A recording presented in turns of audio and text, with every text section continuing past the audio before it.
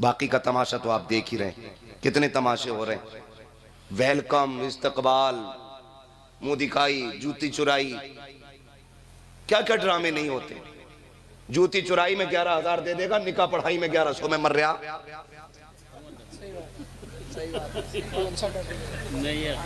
غلط کہہ رہے ہیں عمران بھائی؟ اب باپ بھی خوش رہے ہیں بیٹی نے جوتی چرائی ہے، شرم کر یار، یہ چوری کا نام بھی برا ہے، چوری کا نام بھی برا ہے، اس پہ بھی راضی ہونے والا مسئلہ ہے۔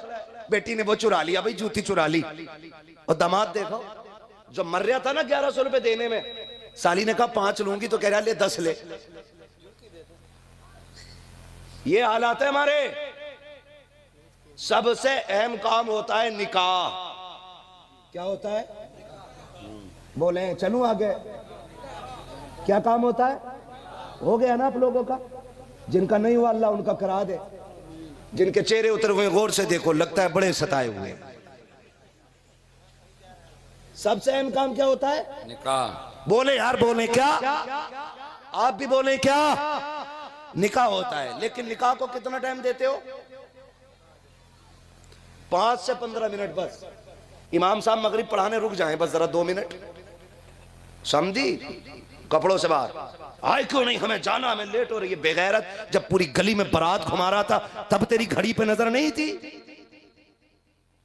بہت بڑی بات۔ ہاں، حالت ایسی ہوتی ہے ٹانگ نہ اٹھتی، براتیوں کی گرے جا رہے ہیں، مگر انہیں مجبوری ہے برات کے پیچھے چلنا۔ دولہا گھوڑے پہ بیٹھا، یہ گدھے بنے گھوم رہے۔ پہلی بات تو انہیں گھمایا جاتا، بڑی اصلاح ہے، گدھا بنا کے اس کے پیچھے پیچھے، بہت اچھا۔ پھر کہتے کھانے پہ بیٹھ جاؤ۔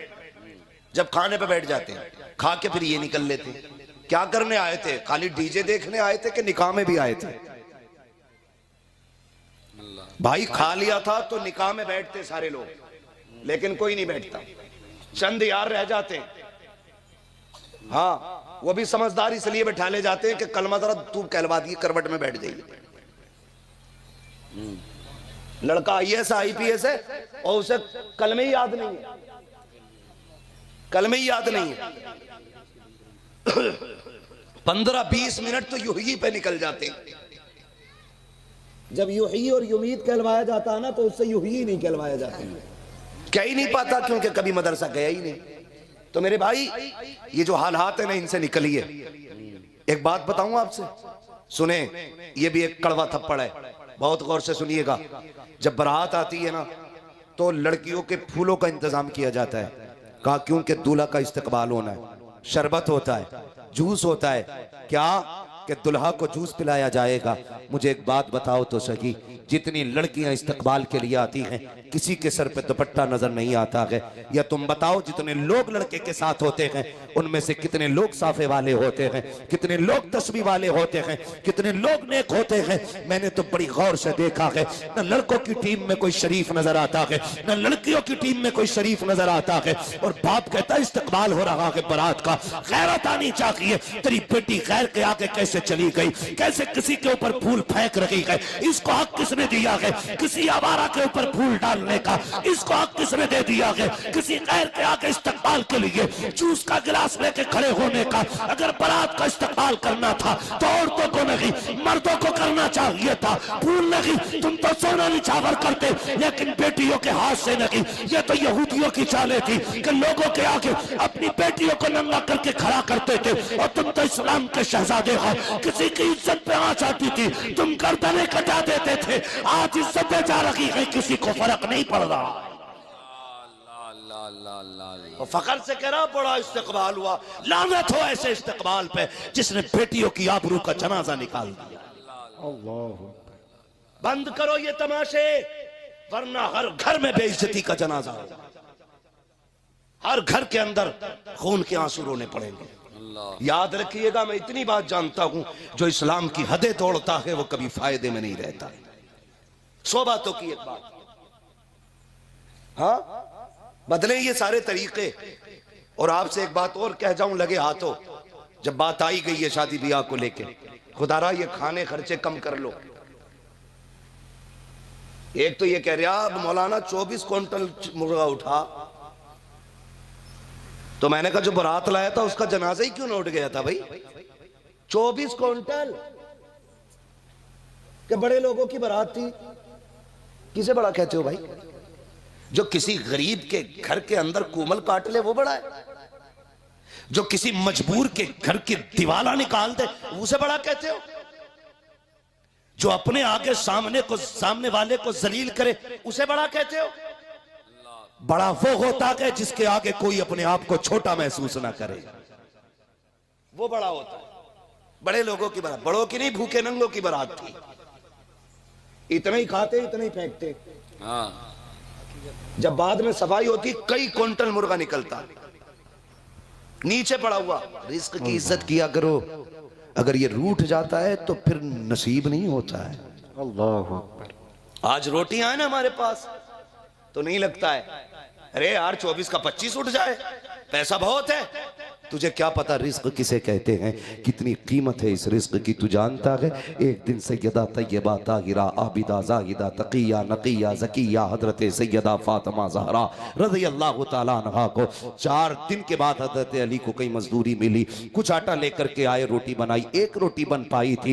جیسی روٹی بنائی سیدہ کھانے کے لیے بیٹھی، حصے کی روٹیاں بٹی ہوئی تھی یا جیسے بھی تھی. جیسی پہلا لقمہ توڑا نا خاتون جنت کو، اللہ اکبر، آپ نے نا اس روٹی کا لقمہ وہیں چھوڑ دیا.